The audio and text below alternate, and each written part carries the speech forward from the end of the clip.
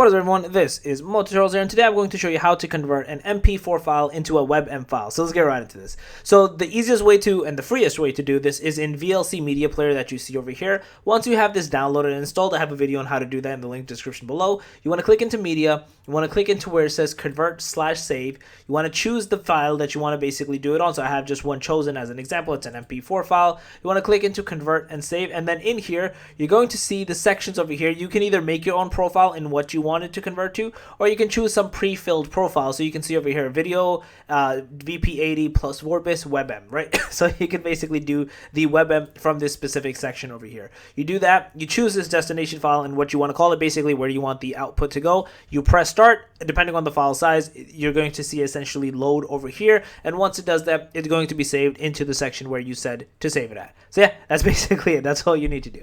If you guys are a video, please thumbs up, get a shout out, make sure to subscribe, click that notification button, and on that, more tutorials out. Peace.